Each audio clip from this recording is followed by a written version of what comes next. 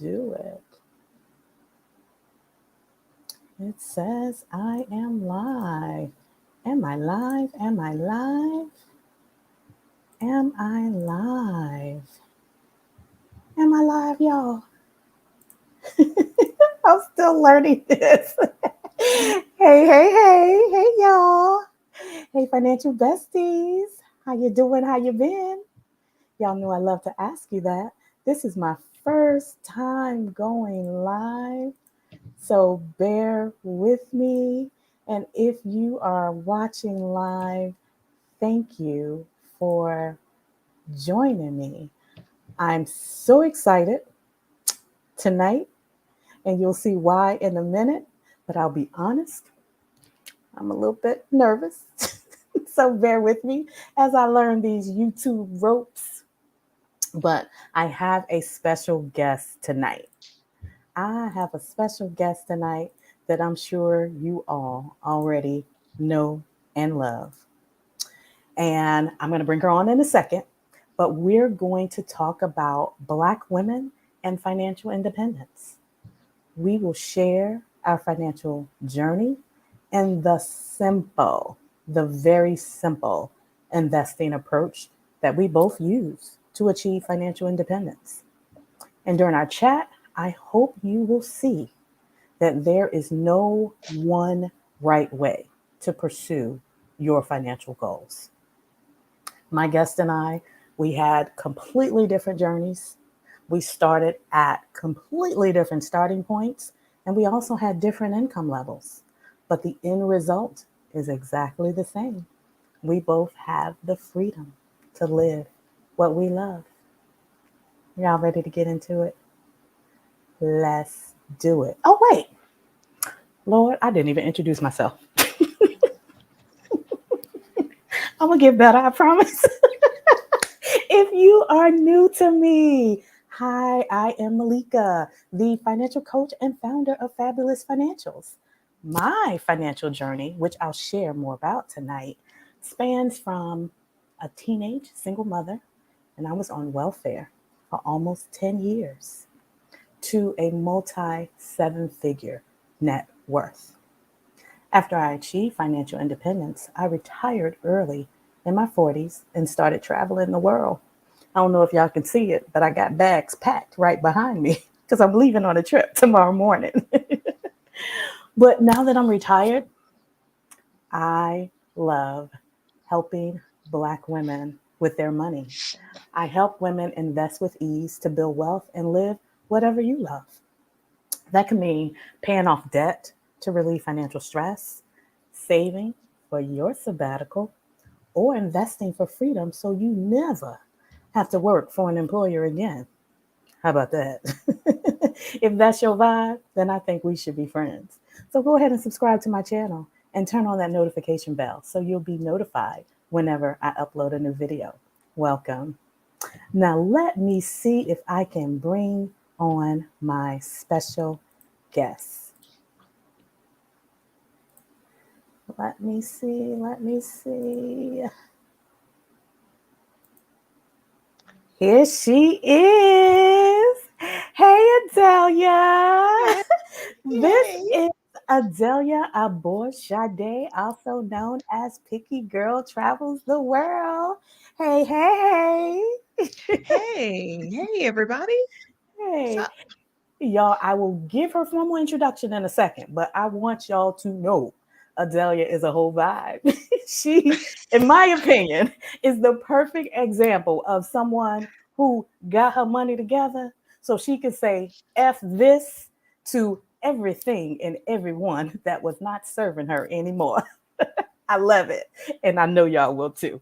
But for her formal introduction, because sis got credentials, Adalia Aborisade is a veteran educator, YouTuber, podcaster, and a coach who helps mostly Black women develop the financial confidence necessary to take control of their future. With her expertise and experience, she demystifies travel, money, and everything in between in support of women's desires to live life on their terms. Welcome, Adalia. Thank Welcome. you. Thank you And, very much. and thank you for agreeing to hang with me tonight. I appreciate that. I see some comments here. Okay, I'm learning how to navigate StreamYard. Y'all forgive me. Okay, so we got Brown Girls Trade too. Hey, girl, hey. We got Sustainable Staff. Hey, girl, hey. And I see D Walker. I see Agami. I apologize if I mispronounce any of your names. I see Martin. Hey, hey, hey. How y'all doing? Thank you for being here with us tonight. So, to kick things off, well, first, if you guys have any questions, those who are with us live, if you have any questions about anything we share or about your personal finance journey, feel free to leave the questions in the comments. And if you're watching the replay, let us know and leave your questions in the comments um, after the live stream is over because we want to support all of you on your financial journey too. But to kick things off, let's first define what financial independence is because we need a little context. So, in the traditional sense, financial independence is having enough passive income, usually from invested assets, to pay for all of your living expenses without being employed or dependent on anyone else. Now, in the financial community, we usually shorten that long definition to a couple of letters. Some people just refer to it as financial independence, FI, and others refer to it as FIRE, FIRE, the long acronym, which stands for Financial Independence Retire Early.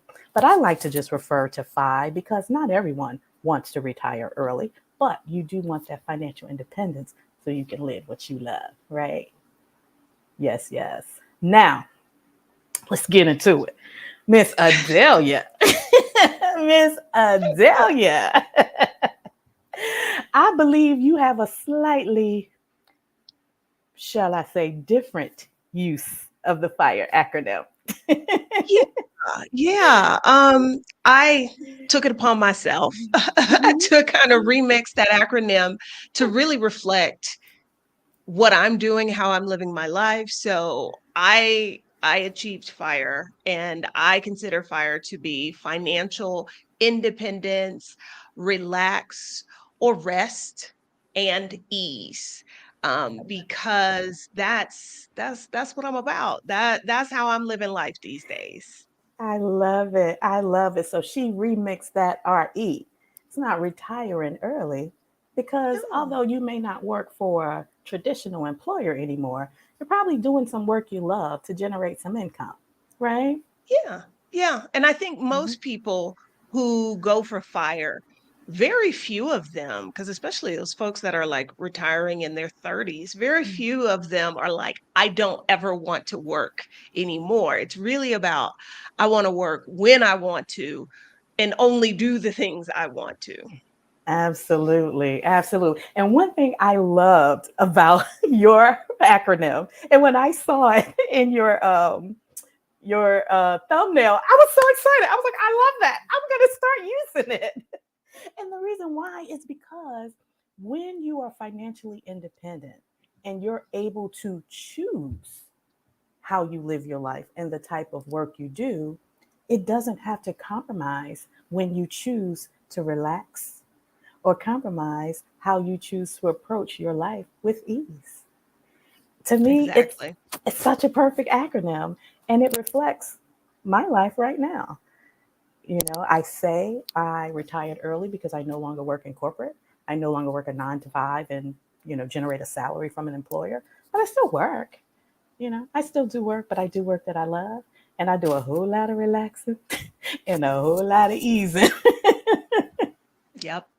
Yes, yes. I love that acronym. Let me check the comments real quick to see if anybody has any thoughts about financial independence, relax, and ease. So, profess. So, let me see. if I can pin comments. Look, I watch Adelia's lives and I see how she pinned comments. I want to do that too. Can I do that? Let me see. Yeah. Show. There you go. Oh, look at me. Okay. So Profess LCH says Adelia is about ease and rest. She's been working on these YouTube streets. Yes, yes. But that's work that she chooses to do for the And love of I it. just got up from my nap. I just want you to know that. Like, I rolled in here from a nap. Right, right. Let's see. Brown Girl Straight 2 said, I achieved fire in 2019. Before there were so many variations of fire. I like Adelia's best. Yes, yes. We like Adelia's best too. And I'm going to steal it. So when you see me using it, don't call me out. Yes. So, Adelia, tell me, how did you learn about fire and when did you start pursuing financial independence? Oh, I that's a that's a hard question to answer. I Okay. don't really remember, but it wasn't that long ago. It probably was around 2010, 2011, maybe 2012, something like that. And fire, I liked the idea of it, but Mhm. because of where my life was at the time, I didn't see that as an option. But I liked the principles of it. Uh, you know, spend less than you make, increase your savings rate as much as you can, that sort of thing. And so I put those things into effect, but I wasn't actively pursuing FI until like I looked up one day and was like, oh, I could do this, which was 6 years ago, maybe. Okay. And how Yeah. did you learn about fire? Where did you learn it from? I found out about this really from two people. Um, what is his name? It just lost in my brain. Budgets are sexy. What is Jay's I know username? exactly who you're talking about. Jace Money. J Money. Yeah, Jay Money. Okay, from Jay Money, he Hmm. used to have a blog called Budgets Are Sexy, Hmm. and from Paula Pant, who has a blog and now a podcast called Afford Anything. Those Hmm. were the first people I really heard talk about that, and I think Paula really clicked with me because um, she was a some kind of journalist and Hmm. was making like very little money, like $24,000 a year. And, she was already further along in the process, but was sharing like how she was on the path to financial independence. And I was like, oh, maybe this is something that I can do. I definitely liked what I was hearing. So I think those two were the primary sources of my information in the Yeah. early days. Oh, okay. And it's funny that you mentioned the two sources that you mentioned, J Money and Paula Pant, because the way my story began, I just started my career. And because I spent 10 years with basically no money, struggling, in debt, poverty, the whole nine. I won't even get into the whole sob story. But I started a blog back around the same time Jay Money started blogging. In fact, Jay Money and I, we used to support each other in the blogging community. So I immediately knew exactly who you were talking about. But I didn't know anything about fire. Fire wasn't even a thing back then because it was the financial blogging community that termed the coin. And Yes. when we were blogging back in 2005, 2006 timeframe, we were just blogging about money. It was just trendy to blog. I think that Blogspot was the thing initially. And then we moved Hmm. up when we started making a little money and getting sponsorships. We moved over to WordPress. Um, and I was just blogging because I started making real money for the first time in my life, right? And then I had all this debt to pay off. And of course, I had goals. I wanted to buy a house. I was all in the capitalism mindset, trying to achieve the American dream, and I was blogging about my life just in general. And as the financial community evolved and matured, Then I think it was this guy, Get Rich Slowly. I can't remember his name, but the name of the blog was Get Rich Mm-hmm. Slowly. He was the first one that really started talking about the concept of financial independence. And then the other guy with the mustache, Mr. Money Mustache. Mr. Money Mustache. Yeah. So he was a blogger back then too. And then it was like the both of them will talk about it. And then the blogging community just jumped on the bandwagon and started exploring the concept. And then we learned about the Trinity study that the concept of fire is based on. Um, Not sure if you want to get into those details, but that's how I discovered it, just kind of by happenstance, because I'm just online trying to figure out how to get out of debt, trying to figure out how to make my money shake something. And these, Listen, all of those. That's bringing back memories. I used to have Google. Remember Google Reader, uh-huh, where you put in all the blogs you were following, and you uh-huh. went one place and you got updated on all the Yes, blogs. Like, it yeah, was I like was a news subscribed to report. all of those. Yes, Yes. Oh boy, yes. those were So the my days. blog back then was also called Fabulous Financials. And no, it actually That's started awesome. out as Single Mom and Money, because I was Okay. really just talking about money, being a single mom, dealing with money issues. And the readers of my blog actually renamed it for me and called it Fabulous Financials. Oh, But yeah, so that's interesting. We, learned about FI through some of the same channels. That's good to know. That's good to know. Let's see. It looks like Brown Girls Tray 2 had a comment. She says traditional fire would have people thinking that they can't do it because of the huge frugality and large savings rates, but it's quite doable. Yeah, yeah. yeah, definitely quite doable. Let's see. What was your strategy? In fact, it's the perfect segue from Brown Girls Trade to comment, huge frugality and large savings rate. That's pretty common in the FI community. But what was your strategy to achieve FI? Well, yeah, it to me, it boiled down to the savings rate. Mm-hmm. I luckily, I guess, I was always a saver. Mm-hmm. Unfortunately, I was married to a spender, which is one of Mm-hmm. the reasons I never considered that fire was going to happen, because I was like, I can barely get this man to like not buy everything he sees, trying to say like, no, we need to be saving 40, 50%, which is funny because when we first got married, we actually did that. Mm-hmm. But it didn't come from me. It came from somebody he worked with who said, like, live on one income, save the other. Mm-hmm. And we did that to pay off the first house.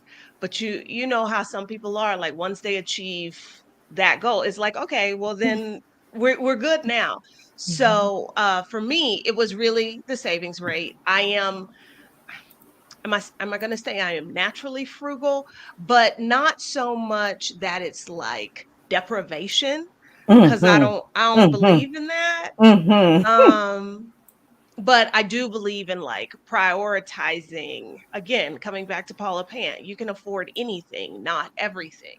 So what Right. are those things that are absolutely important? I can afford those, but then for everything else, I'm trying to save as much money as I can. Yeah, yeah. Yeah, same for me. I'm a natural saver. In fact, I'm so wired to save. One of the videos I did recently was some of the challenges I've been experiencing since I've retired early. And one of those challenges is allowing myself to spend more, allowing myself to spend a little frivolously sometimes. I've never been frugal. My expenses have always been aligned with my values. What's important to me. Like travel is important to me. And considering the amount of money I spend on travel, someone else may think it's excessive, but travel is important to me. So I'm not going to stop spending on travel. But I'm not going to spend on like luxury cars and luxury handbags. I drove a Honda Accord. I had a 2004 Honda Accord, and I drove that thing until I sold it last year and moved to Mexico. Like I I used literally drove the same car for I used to 19. have a 93 Honda Accord that I tried to give to my daughter when she was 20. So just so you know, like I got the car. It had 150,000 miles on it and it was probably 10 years old when I got it. Uh-huh. Um, and so 20 years later, I was like, girl, you need to get on this. And she, now 10 years later, she's like, you know what? I'd take that car right now because they're, Hondas, they That's some good last. cars. I bought it brand new with all the bells and whistles. And that's how I spend. So when I want something, I want the best there is. And I'm going to get everything I want, but I'm going to take care of it so well that it lasts for a long time. So my Honda 2004, when I sold it last year, I had people at the bits wanting to buy Oh, it because it no, was in they were. such good condition, and it was 19 years old with like 150,000 miles on Oh my God. it. And especially what the used car market was looking like because of the pandemic. Oh, I know. You got Ex- exactly what you wanted for that. People exactly. were more than happy to give you their money.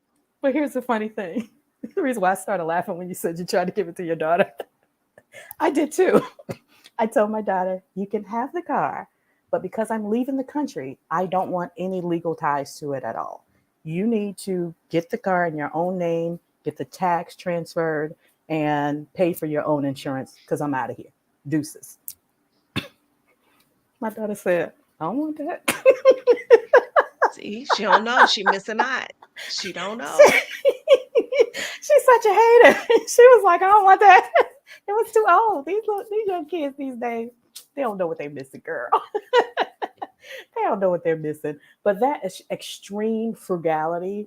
Like I saw someone, I'm in the fire group on Facebook, and I saw someone posting one day, like proud of their frugality.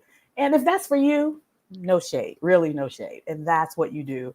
That's what you do. But my point is, you don't have to do that in order No. to achieve financial independence. But the guy was talking about how, in order to save money when he eats fast food, he'll go to McDonald's and buy a double cheeseburger and eat one half and give the other half to his son. Yeah, no. No. No. Now, my kids, they knew all the stuff on everybody's dollar menu, but we were not splitting a double cheeseburger. No. Absolutely, absolutely. We are not separating the two ply paper No. towels. we we are not sharing anything. We're not reusing stuff that should not be reused. So that type Yeah. of extreme frugality, I never did. But I am a frugal person in the sense that I am intentional about my spending and I try to spend on things I value, right? I'm not Yeah. a frivolous spender. I won't say I'm not a shopper. I'm just not a frivolous spender, right? I think, and this is again, I am a minimalist, Mm-hmm. um, and minimalists often are in that same extreme deprivation kind of thing, and I am not. You can live with just the things you need without being at home with like one spoon in one bowl and one cup. Like I was not living that life. I don't live that life now, but um, being a minimalist and really like thinking about, is this something I want to own, bringing it into the home, that sort of thing helped me from like showing up to Target and just hitting those end caps to see what's on clearance. Like I don't shop for and I stopped shopping for entertainment, for amusement. And Mm-hmm. so yeah, it's Retail easier to therapy. it's easier to Mm-hmm. save money when you're not doing that. Yeah, yeah, I definitely agree with that. So Brown Girls Trade Tip had a question. What percentage rate did you both have while you were trying to reach fire, or did you just save whatever you could? You want to answer that first, Adalia? Um, I will say before I found Paula and Jay Money, it was you just save whatever you can. After, reading their content or whatever, I got more intentional about it and, found out that like at minimum, just to be existing, you should be saving 20%. Like if you're not doing that, you're not doing anything. And so my Mhm. goal was 50%. I Mhm. didn't get to a point where I could save 50% of my income until after I got divorced, for Mm. obvious reasons. And then by the time I stopped working, I was somewhere around 80-90%, Mhm. because I was trying to be done. Uh, by then, I knew that fire was an option, but Mhm. yeah, 50% for a big chunk of time. Yeah, yeah. That 50% is usually the goal that most people on track for fire is targeting. Um, Yeah. in the beginning, for me, I wasn't even aware of the percentage at all.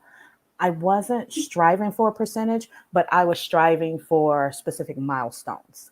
Like my first goal, I wanted to invest enough to max out my Roth IRA. And I think back then, maybe the Roth max was like $4,000 or something for the year. So as long as I was investing $4,000 to max out my Roth IRA, I was happy. And then after the Roth, I wanted to max out my 401k. And the 401k, of course, has a max that's larger than a Roth. I think back then that may have been something like maybe 15,000. So as Hmm. long as I maxed out my Roth and maxed out my 401k, I was happy. So I focused more on milestones. It wasn't until I got to a certain income level where I started focusing on percentages. And that was more so because I did not want to experience lifestyle creep, right? So lifestyle creep, for those who don't know, is basically when you are working and you're progressing in your career and your income is increasing, you're also increasing your expenses along with your income. So you get a raise, you buy a car. You get a raise, you buy a house. You get a raise, you buy a bigger house. You get another raise, you renovate your kitchen. So, that's lifestyle creep. So I wanted to be intentional about not having lifestyle creep. I wanted to widen the gap between my income and expenses, and that gap gave me more to invest. So when my income got around more than what I needed to live Hmm. comfortably, I would say they usually say 60,000 is that cap where beyond 60,000 it doesn't make you any more happy. Um, I don't know anything about We're that. going to get into that in a minute. But I think when I got above 60,000, I started focusing on the percentage only because I wanted to be intentional to make sure I wasn't experiencing lifestyle creep because it can sneak up on you, you know. Yeah. Um, by the time I retired from my career, I just retired last year, so it hasn't been that long. By the time I left my career, I was probably around 70%. I was investing about 70% of my income for several years by then. And I probably should caveat that, like the last year I worked, I could save 90% of my income because my employer covered my housing. Um, Mm-hmm. I lived 4 blocks away from my job, so not having those big expenses, that freed up more money for me to be able to save. Yes, yes. And that's so important. It's all about your expenses. It's all about It how really you choose is. to spend. It really is. It's to a certain degree, yes, it is about income and how much you make, but really the thing to focus on are the expenses because that's what's going to determine how much money you need in the long Hmm. run. That's so true. Like, how many multimillionaires do we know that filed bankruptcy? How many celebrities do we know that filed bankruptcy? Yeah. Money doesn't solve all the money problems. It's the behaviors and how you choose to spend, your money, right? Yeah, Yeah. yeah. So actually, the next question is perfect. Were there any mindset or behavioral adjustments you had to make in order to achieve your financial goal? Because it wasn't just money, right? No, because I Mm-hmm. never really had much of that. It was Mm-hmm. a big piece of it was mindset. And Mm-hmm. again, I have to thank Paula Pant Mm-hmm. for this because um, I forget how long ago it was. She talked about the anti-budget because I tried to budget in the traditional way. Mm-hmm. And I can be detail oriented about certain things, but some other things, especially mathematical things, that is not my forte. So Mm-hmm. this notion of, planning out this is where all the money is going to go and then like trying to make that work and then keeping track of that did not sit well with me. Mm-hmm. And she did this post about the anti-budget and how you really don't need to budget. You just need to identify what your financial priorities are, fund those off the top, and then it doesn't matter how you spend the rest of the money. And the part of that about save first and live on what is left, that completely turned upside down because by default we think, oh, I pay my bills and then from what's left I try to save, and typically what happens is there's not enough There's left, nothing left, or right? there what is left that you could save, but you're like, I really want to save $500 this month, I got 137, I'll do it next month. And Mm-hmm. so that shift, simple thing, not it is not earth shattering, but at the same Right. time, it is. And so, this idea, because I had heard pay yourself first before, But what does but that I don't think mean? it, yeah, I don't think it really clicked to me what that meant. And that's Yeah. literally what it meant is whether it's your savings goals, like retirement, Mm-hmm. travel, a house, whatever, Mm-hmm. fund that, pay you first, and then sort out other things. And I think a lot of folks are like, well, what if I don't have enough money left for X, Y, and Z? Well, to me, that means X, Y, and Z aren't priorities because you've already put what your priorities are at the top of the list. Mm-hmm. And so if you still want X, Y, and Z, well, then maybe that's when you got to increase income. So that was the big thing for me. Once Mm-hmm. I started taking that money off the top, and Mm-hmm. I'm very good, like if it's not around, as far as I'm concerned, it doesn't exist. So Mm-hmm. once that money was gone, there was never a temptation of like, oh, let me borrow a little bit from the savings account or what have you. Because as far as I'm Mm-hmm. concerned, that money doesn't exist. It's Out of sight, gone. out of mind. Right, right. Yeah. Yeah. And in the early stages of my financial journey, that's one of the reasons why I focused on like the milestones of maximizing my Roth IRA first and maxing out my 401k is because those were priorities to me, and I knew that they were the accounts that were long-term investing. So once I put that money in those accounts, I could not take it back out, because when you put Yeah. money in retirement accounts, you cannot access them No. Mm. until age 59 and a half. So that money was gone, out of sight, out of mind. I had to find a way to live on what was left. And another thing that helped me by focusing on my 401k is because people think, let's say you're just starting out and your goal is to invest $500 a month. A very simple way of doing that is just by increasing your 401k contributions through your employer. And a lot of people think, I can't afford to invest $500 a month. But with your 401k, because that's pre tax money, It's by actually less than that. exactly. So by contributing an extra $500 to your 401k, that doesn't mean your bring home pay is going to be $500 less, because it's pre tax money. So your bring home pay may only be $300-$400 less.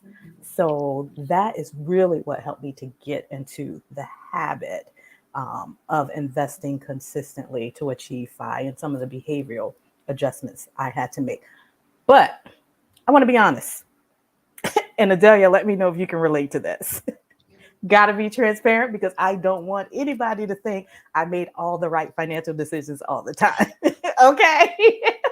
So, when I first started my career, as I told you, I was a teenage single mom on welfare for almost 10 years. So, I was in poverty. I lived that struggle life for the first couple of years of my adult life. And my environment was also an environment of poverty. So, once I start making decent money, I was like, ooh,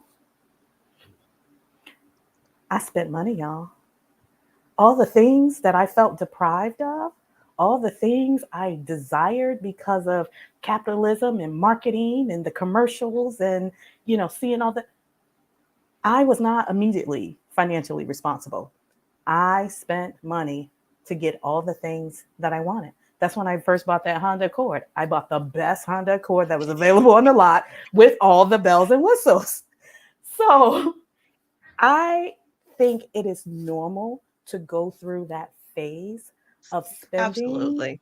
especially if you have struggled all of your life and you've never had anything. And then you get that first taste of money and you like, ooh, Yeah. I want some of that. I want some of that and some of that too. I did it. And I think that speaks to like one of the reasons I don't get into these deprivation kinds of things, because if you are depriving yourself, ultimately, like there's going to come, those things are going to come to a head. And you may just be like, one day, I'm tired of all this deprivation. I want some new shoes. I want the new Louis bag and all of that. And it, throws you off the rails or what have you. Um, so I can't remember, probably because I ain't never have no money. I can't remember that because I don't think I actually, that was more of after I stopped working. Mhm, It was more of like, okay, because I kind of got caught up in like vacation life and was mhm. living like I was on vacation and not like, hey, you need to hold on to some of this money for a while. Um, but I think you're right that that is very much very typical. And it's, Mhm. so I don't, if anybody's watching this, I wouldn't want them to beat themselves up because like Right, that's where they are in their life. Like you can change your money story at any point right, and you can change your behavior. Uh, it's just you don't want to be like that, like indefinitely, because that's going to make it right, hard to right. achieve the goals that you want. Mhm. And one of the easiest ways to reverse those habits is to use those accounts that creates the checks and balances for you. And that's your retirement accounts. Put the money in, you can't take it back out, right? And you're forced to live on what's left, so you kind of adapt to having less disposable income. That was one of the things that was very helpful for me once I decided to get my life together. We have a comment here from Profess LCH. My mother used to tell me that I paid my bill collectors too much. She was right. I would try to pay down debt so hard and have nothing left to enjoy my life. Now, I do believe that you should pay off high interest debt like credit cards. And I do believe that that should be a priority in your financial journey. And the reason why is because the interest rate on credit cards is so high. If you don't make that a priority and you're trying to save, it's like you're taking one step forward and two steps back. Because if you're saving, I'm sorry, and your savings account is only paying you a return of right now, high yield savings accounts are paying like 4 and 5%. So you're earning 4 and 5% on the money that you're saving, but then you're building up this credit card debt and it's compounding because the interest rate on the credit card is 20%. You're going in the hole 15% Yeah. every month. So I do think you should prioritize the high interest debt. But I add a caveat to that. I do believe that you can pay off debt and invest at the same time. I know some financial experts won't mention any names, but the ones that, with really really big followings, they suggest that you pay off all your debt first. Yeah. I believe you can do both. You can. No, I agree with you there. I don't think you, because I think that advice of pay off all of your debt, it's very logical and it makes sense mathematically, except it doesn't account for the humanity. And if Mm, you are somebody, because again, it comes back to feeling deprived. If mm, all of your money is going to pay off your credit cards, there's a handful size of people who get joy from knowing, yep, I'm knocking down this credit card. A whole lot of other people are like, I'm tired of, sitting on the floor because I can't buy a new sofa and eating ramen noodles because all of my money is going to the credit cards, and eventually get so fed up with being deprived, they're like, forget them credit cards. So mhm, I'm an advocate for definitely saving and paying down debt, and also, giving yourself a little room uh to be able to treat yourself, because if not, eventually you're going to get fed up and then you're not going to follow the plan, and that defeats the whole purpose. right, right. That reminds me, in the last video I shared where I interviewed my friend Joy, she mentioned that she was doing all the right things and she spent all this time paying off credit card debt, and she was so deprived, and her budget was so tight, and she was cutting back so much in her life because she wanted to pay off this debt, until she got to the point where she was so frustrated she said, I would just go to Target and buy stupid stuff. Yeah. Now, like I said, there are people, like I am kind of one of those people. I can I can put all the money toward the debt because I know eventually this will be over, Mm-hmm. but that's not the majority of people, and that's why I think that advice doesn't work for most people. Yeah, So yeah, yeah, no, I get that 100%. yeah. And the next thing I want to address is the whole concept of perfection. A lot of people think, oh, I have this plan, I have this strategy, this is what the experts tell me to do, this is what I'm supposed to do. But if I can't do it this month, or if I make a mistake and backslide, or if I decide to treat myself, then oh man, I done screwed up, and it's I just messed everything up. It's no need. I am of the mindset that your financial journey is about progress, not perfection. I had several setbacks because I was a single mom.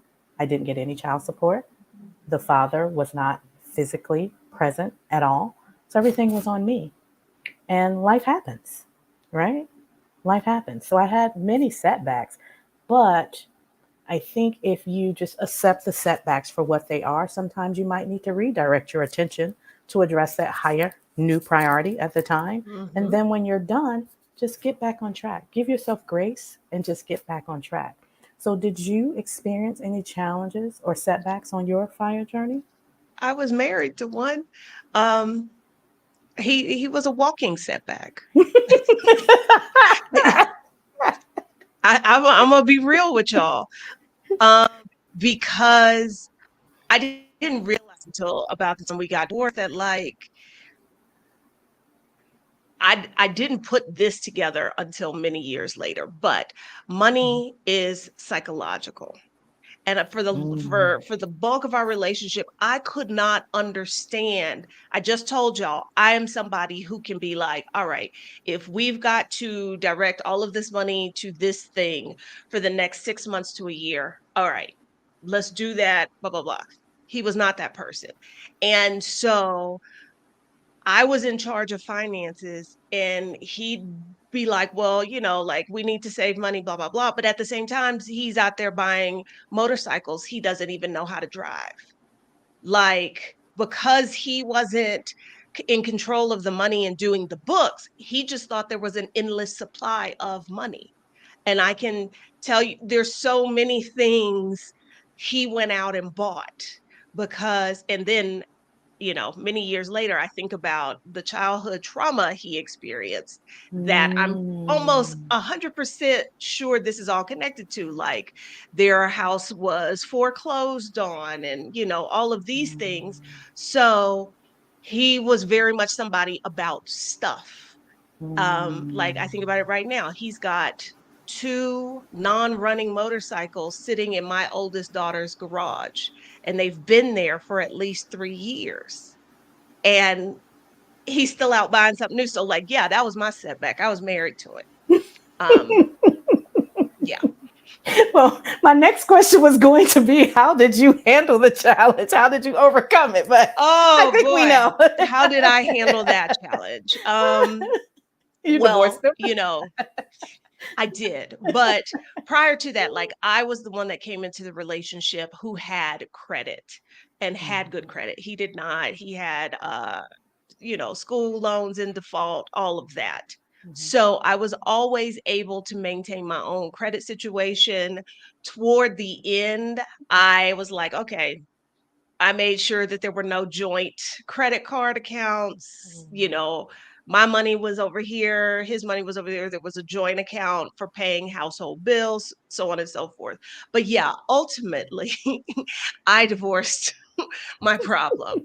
Um, That's how we but I handled that. think, yeah, because in the intro, you talked about me leaving things that no longer served me. Yes. Uh, Yes, ma'am. I left a man, a job, a country because they were not serving me anymore. I love that about you. I love that about you. You're like, you know what? This is not good for me anymore. I'm out. No, no. Because so many of us stay in toxic jobs beyond their expiration date, stay in marriages because we hope it'll work out. Oh, Like, I that was me.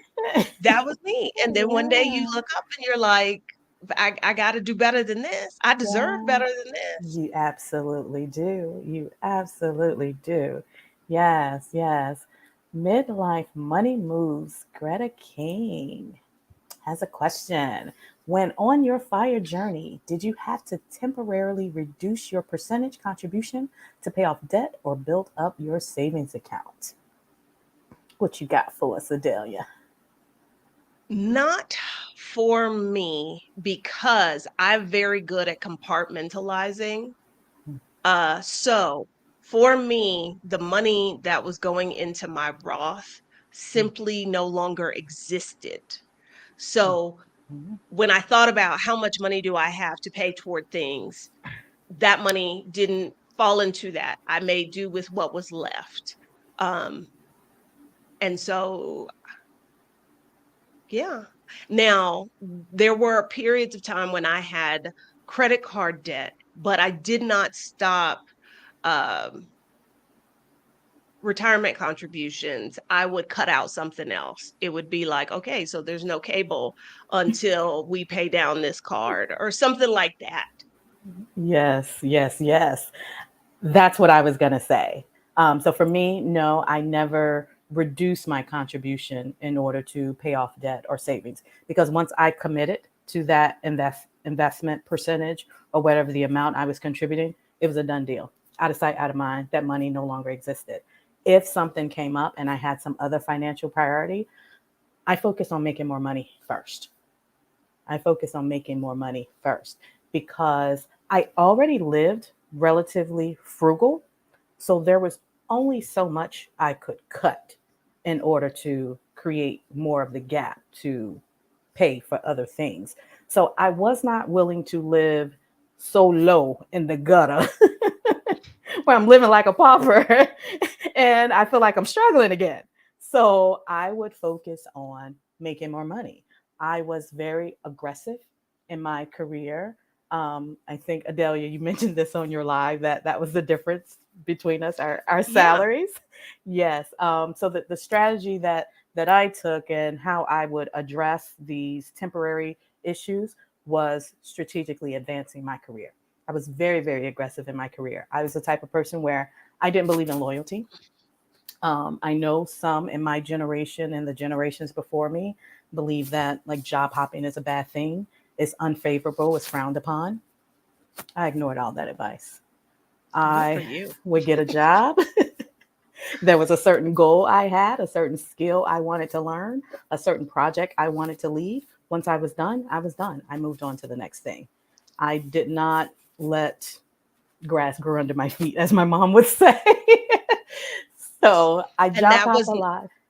that wasn't really an option for me. Uh-huh. Uh because one, like in theory, if you're married to somebody, you shouldn't be making moves like that, like without consulting them. So that was Mm. one thing that was hamstringing me. And the other, Ladies, it sounds like there are benefits to being single. oh, there are. That's what I The heard. the other was just the kind of work that I did. Mhm. There wasn't there were no bonuses, there were no raises. When we got a raise, it was 2%. You know, that's like $500 Mhm. for the year, that sort of thing. So the most I could do to make more money, uh there were there was a period of time when I did some consulting over the summer and was able to make some money there, but working more and earning more wasn't a big option for me between like other responsibilities I had. I was tired. I never worked um more than one job because I was a mom. I was a yeah. single mom, and I was all my daughter had. So I never worked more than one job, but I increased my income by getting Yes. promotions or applying for better jobs. Yeah, because And so I for ain't loyal to nobody. Yeah. And so for me, I could cut where I could cut. I Mhm. would find a few. I wasn't actively pursuing extra money, but then when opportunities popped up, I would seize on them.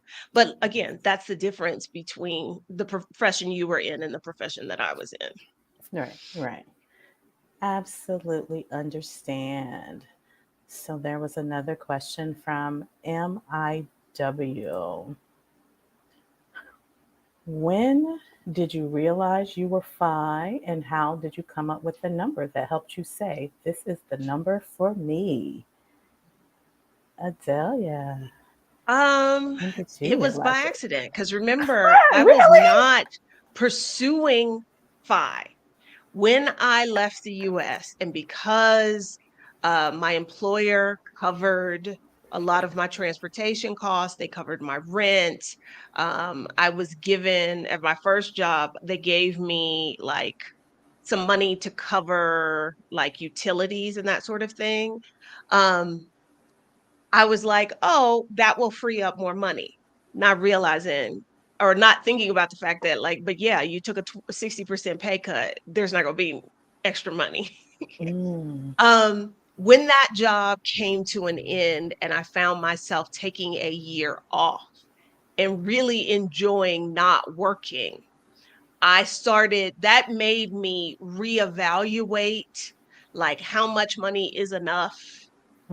If Mhm. I stayed outside of the US, my expenses were significantly less, and that meant I needed less money. So, you know, the stock market was doing what it was doing, and I started, you know, like the 4% calculators, the rule of 25. I kind of just did rough estimates. And that's when it hit me like, oh, this is doable. If Yeah. you could work like either a part time job, or if you could just work a few more years to put some money away, like you don't have to. And this was,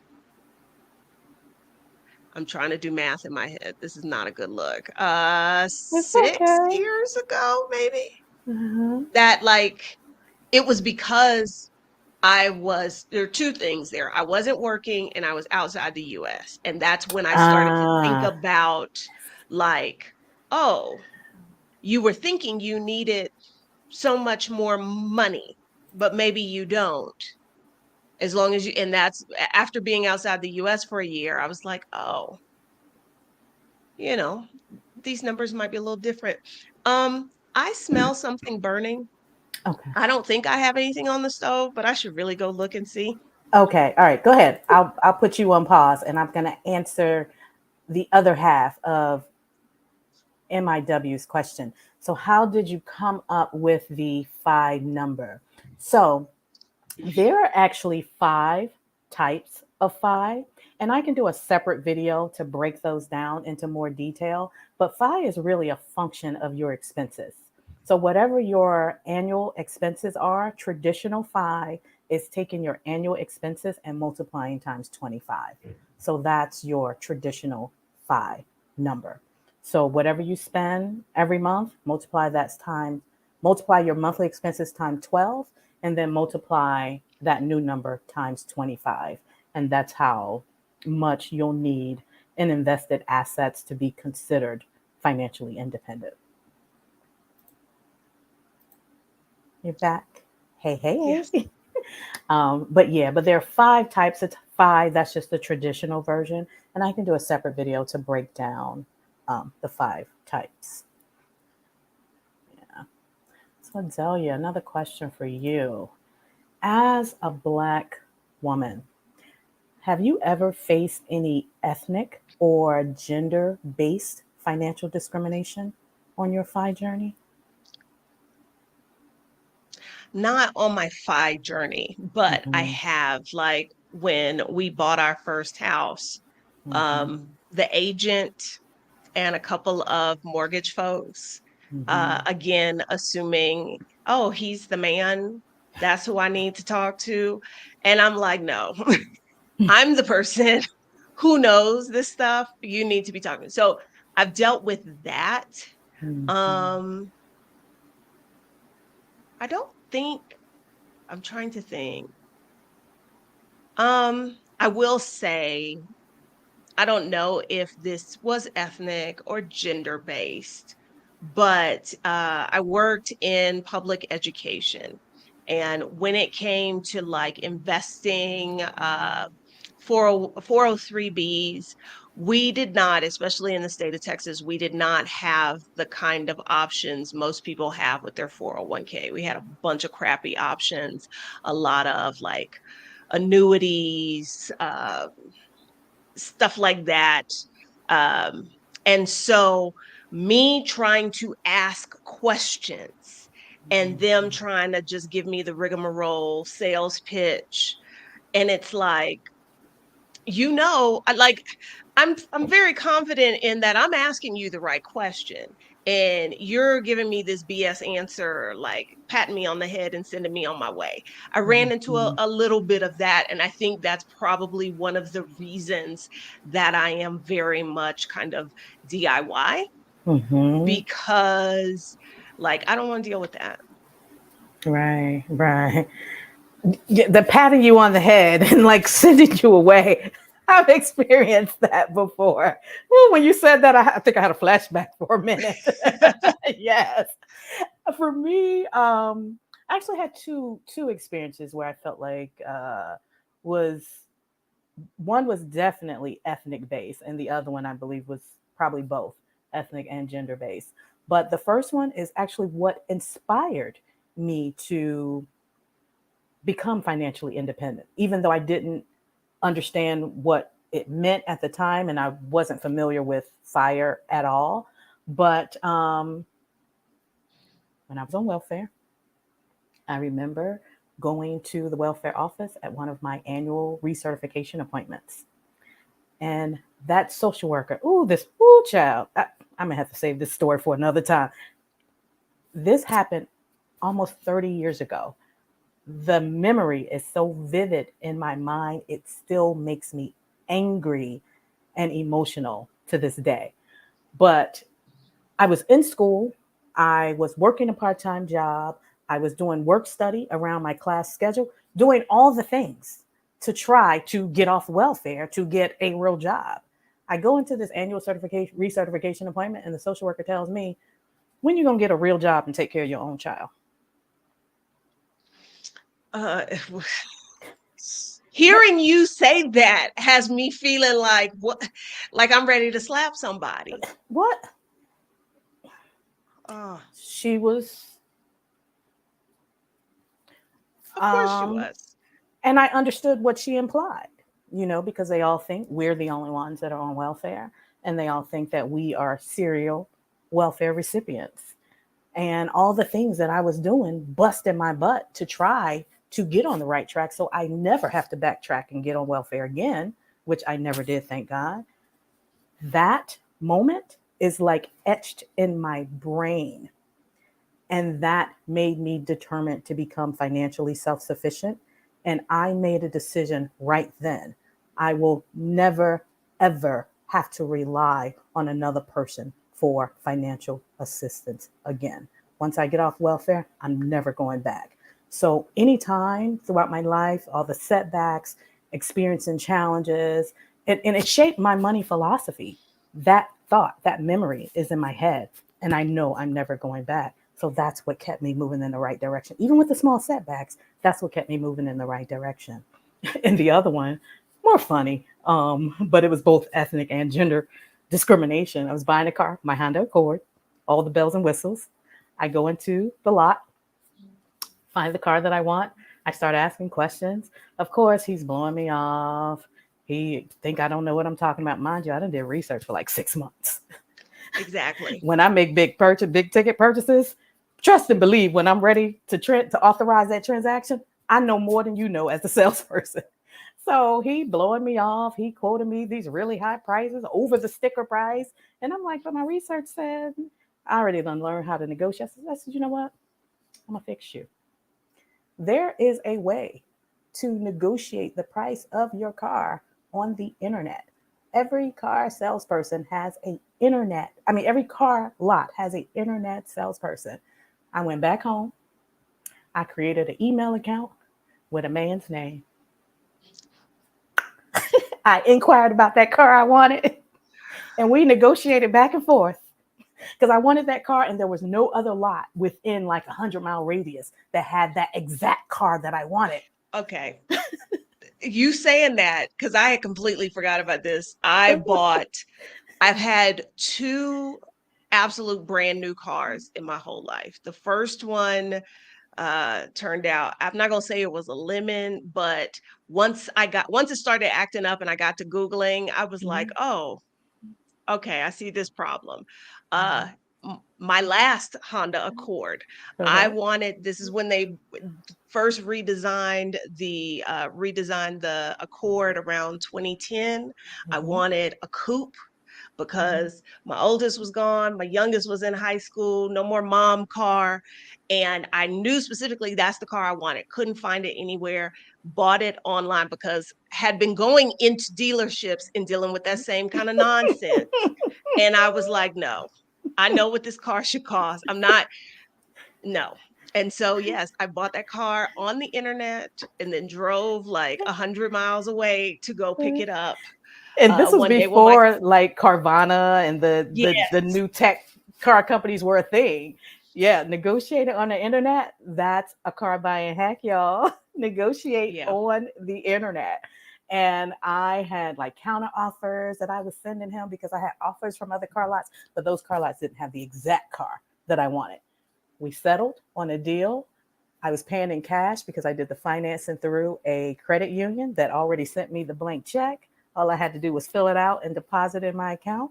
I walked into the car lot and said, "Hi, I am." That salesman was like, "Yeah, run me my car, please, for this price." Yes, yes. But financial discrimination is a thing.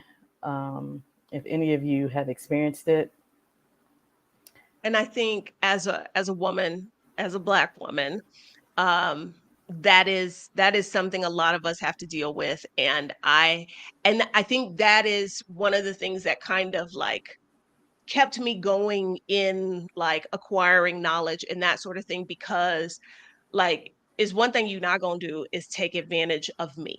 hello, Okay. hello. So I'm going to know how this, that, and the other thing works. Now, of course, my oldest child she does not have this, but she's like, I got you. There have been times when she's at work and they're like, I don't know how to do this. She was like, let me email my mom. I My bet mom she does. knows. My mom knows how to do that. Uh, But yeah, you're not going to take advantage of me. I am going to understand how this works. I'm going to have an idea of what fees should be involved. What is ballpark on those fees? Nah. What fees are reasonable? Absolutely. Because you ain't about to feed me to death just because I'm brown. Mm-mm. I am not the one. So I know that you're FI already. Do you ever plan to read like the traditional retirement? I don't know. Mhm. Like you were talking about, like doing work that you love.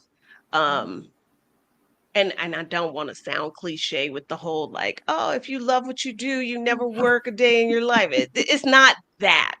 Yeah. It is just, I guess I have this mission now, for the work that I do. I don't know. I mean, I don't feel like I am somebody who's like, well, I have to work, because I Hmm. barely work now as it is. So if I am going to be like fully retired, like what is the difference between that? Uh-huh. Between where I am, there's not enough a big enough a difference to me for that to be something that like I'm even like in the horizon. Right. But if there comes a day where I'm like, I just don't want to deal with people, I just Hmm. want to sew and travel, I will do that when and if that urge asserts itself. Right. Right. I love it. I love that answer. And I agree. I probably will not read until I'm physically and mentally unable to do what I do now. I am literally living my ideal life, even though I still work in a non-traditional sense. It doesn't stop me from doing anything I want to do. Right? I was in Panama last month. Before that, I was in Costa Rica. Before that, I was in Mexico. I still coach. All I need is a Wi-Fi connection and a computer, and I can make it do what it do. So no, I don't see myself stopping unless I'm physically or mentally unable. But yeah. So are you working on any new financial goals or business goals for the year? um I guess so. I don't know. I'm Oh. so bad at like entrepreneur talk. Uh-huh. um you know, my business partner and I, Ivana Robinson, we host a coaching cultural retreat, sort of immersive experience, Uh-huh. called Reclaim the Retreat. Oh. We have one more retreat this year in November. It is sold out, but Uh-huh. we are getting ready to release the dates and locations for 2024. So Ooh. that's exciting, because that's like that's also fun work, Yeah. and really it's bringing together the two things that I love. So there's that going on. I always enjoy, I host a challenge for the uninitiated or very, very novice investors, Mm-hmm. called the Get Started Investing Challenge, 6 day challenge to go from like, I should invest Mm-hmm. to I have made an investment. That's always fun. I'm hosting one of those in, what is this? This is June, next month, July, July. as Okay. soon as I Okay. get back from a trip. So that's the fun stuff that I have coming up, Uh-huh. between just, hanging out at the house and trying to stay cool. Oh, where can we find the Reclaim Retreat? I want to drop that in the comments. Do you have access to the comments or?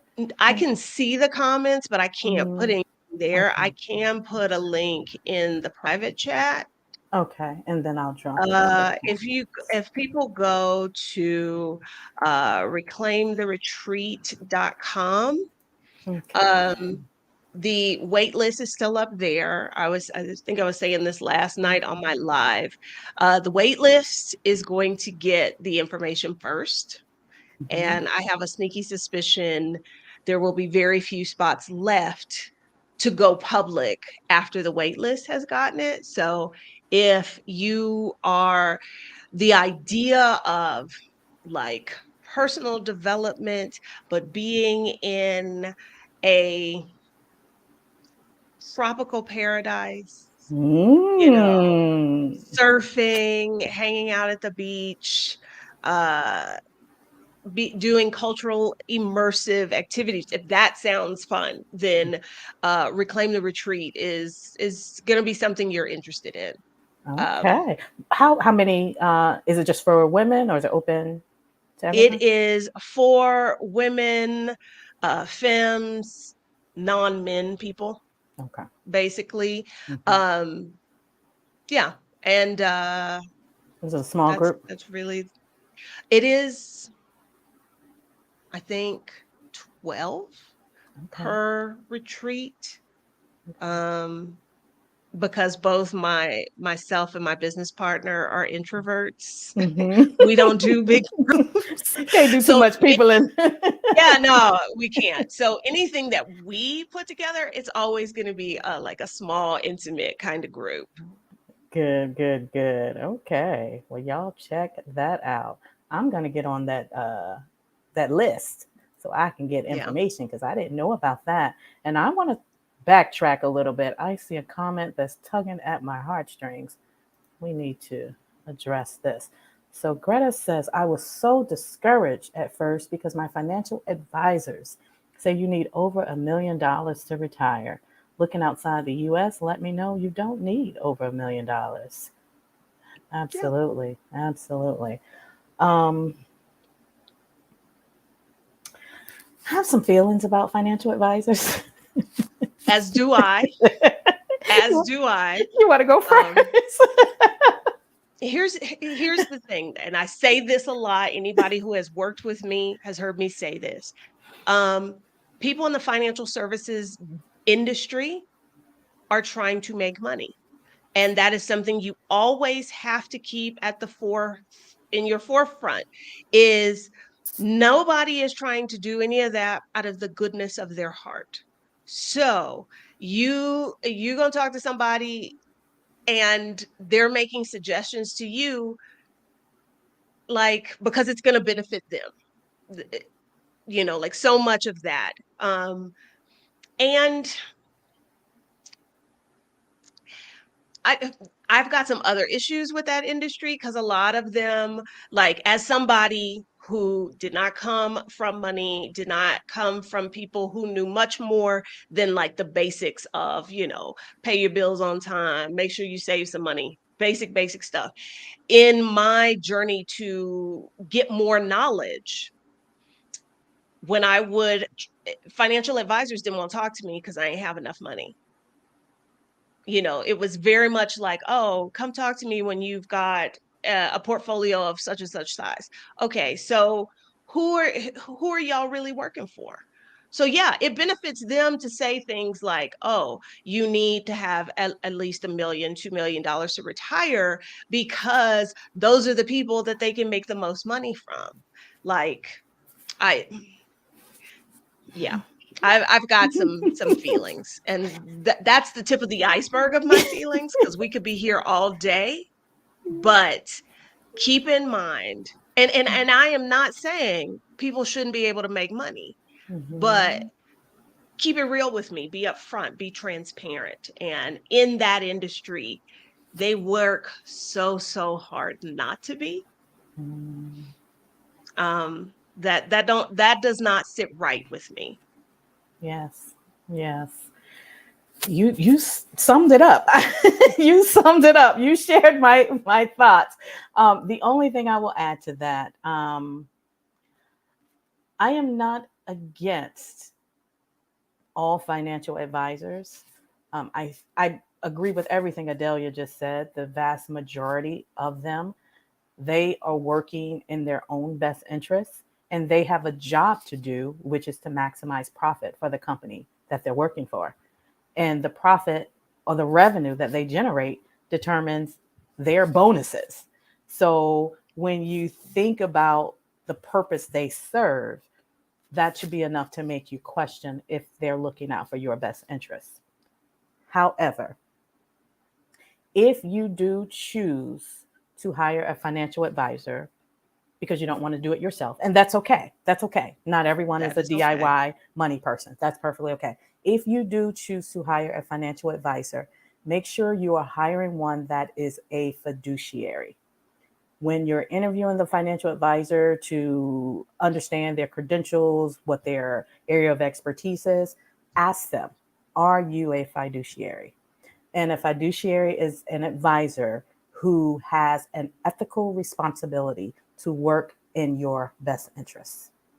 And a fiduciary is typically someone that is paid a flat fee, regardless of what your portfolio is, regardless of how much your portfolio grows.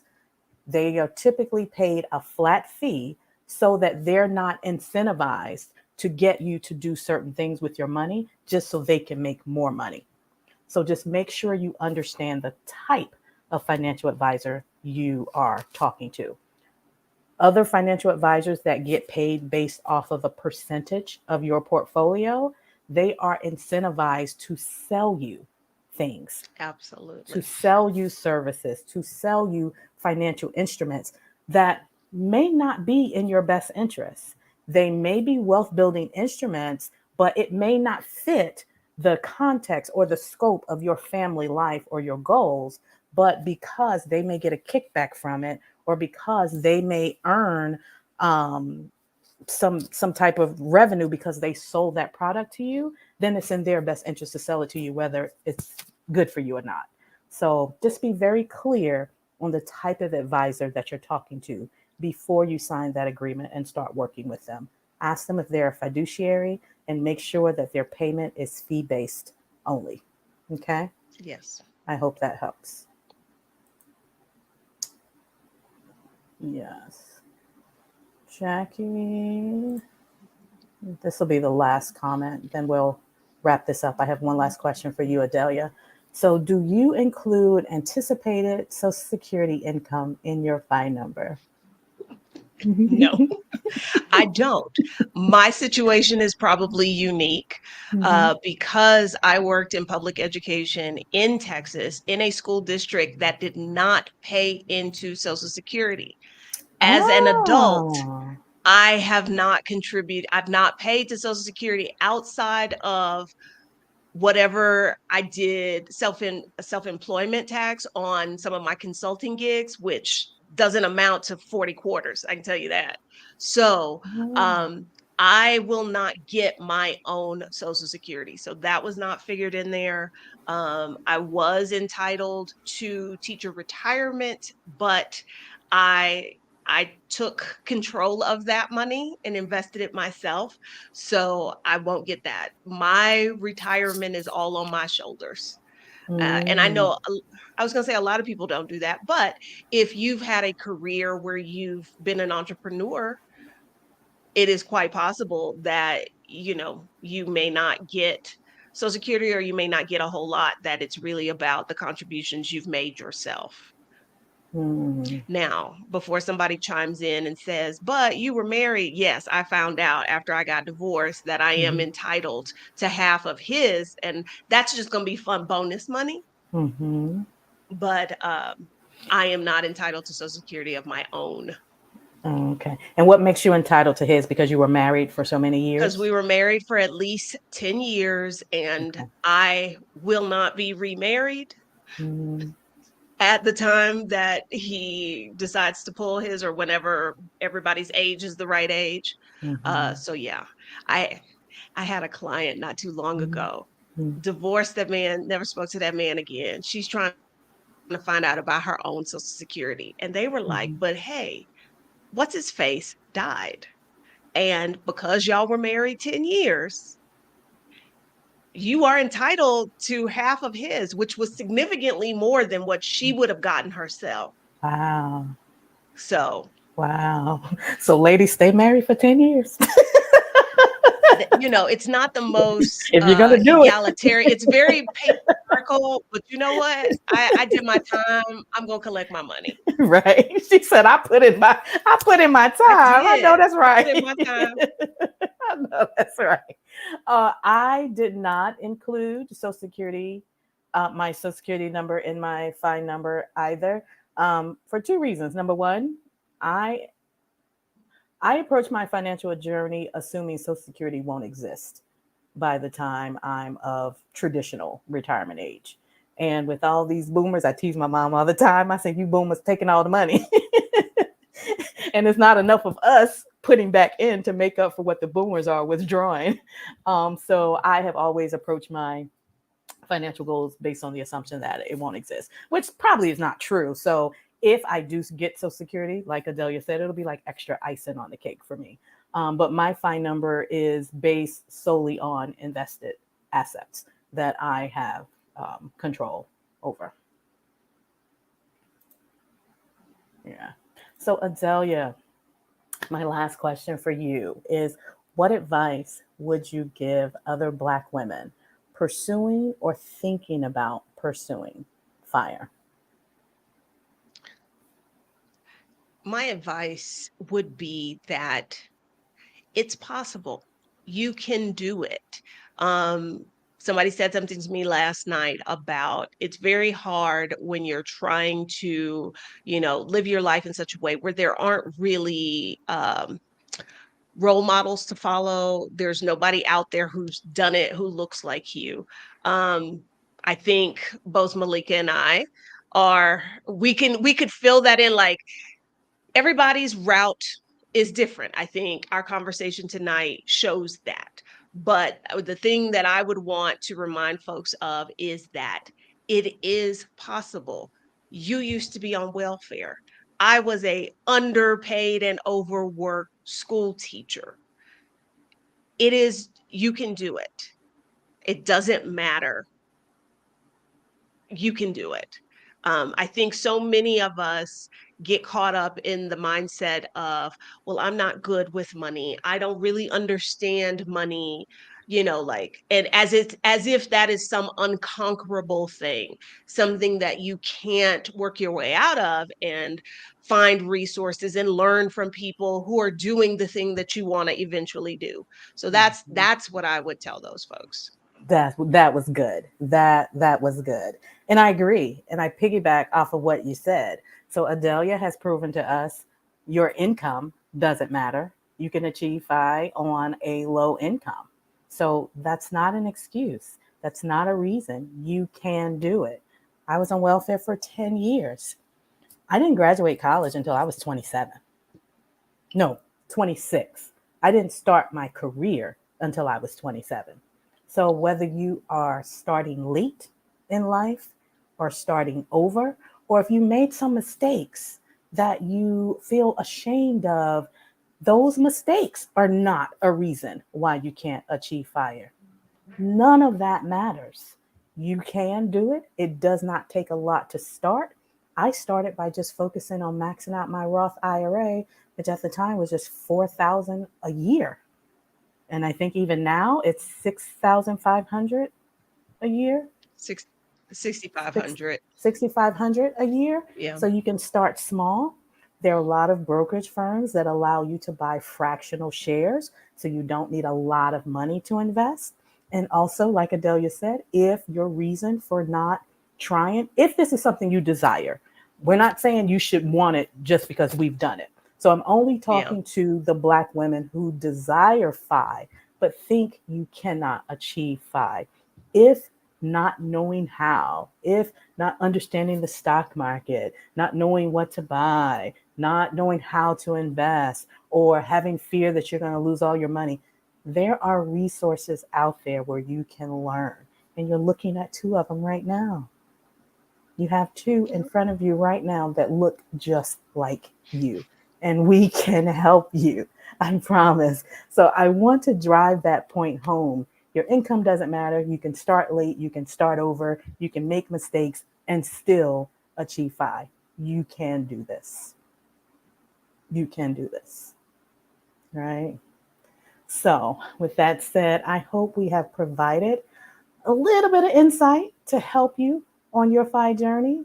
I think we answered all the questions. If you enjoyed this live, please hit the like button, smash that like button. It'll tell the algorithm that this was a good video and it'll push it out and share it with more Black women who are pursuing FI. I'm gonna double check, make sure. Yeah, no new comments. So good, good, good. But yeah, smash that like button so the algorithm will know that we did something good for the community tonight. But Adelia, it has been so fun hanging out with you. I know. I'm so glad we got to do this. Yes, we must do it again. We must do it again. So anytime you want to get together, just let me know.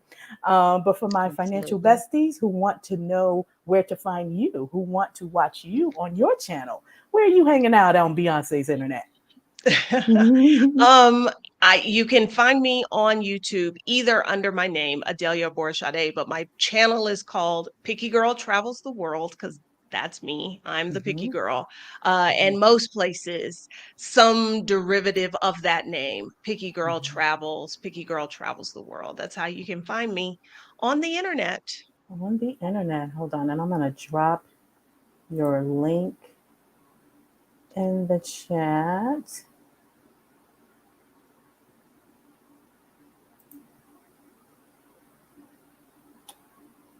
Adalia Aborisade. Am I saying your name correctly? Aborisade? Uh-huh. Okay. Well, assuming I'm saying it correctly, but yeah, we'll go with that. Oh, okay. Good, good, good. I think a Black woman's name is the most beautiful sound to her ears, and I think we all deserve to have our name pronounced correctly. So, yeah, This that's a is big, that big pet peeve of that's the mine. struggle of when you have an ethnic name of a group that you did not grow up in.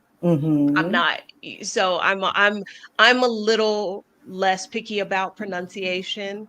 Mm-hmm. Um, but I mean that's how I say it, so we'll Okay. go with Well, that. if you like it, I love it. So I'm saying it right. But thank y'all for watching. In my next video, I will talk about how you can begin your financial independence journey and the most important first step. And just a hint, it's not creating a budget. It's not Perfect. creating a budget. So if this is of interest to you, please subscribe to my channel and turn on that notification bell so you'll be notified when I upload it. Until next time, bye for now. Bye guys.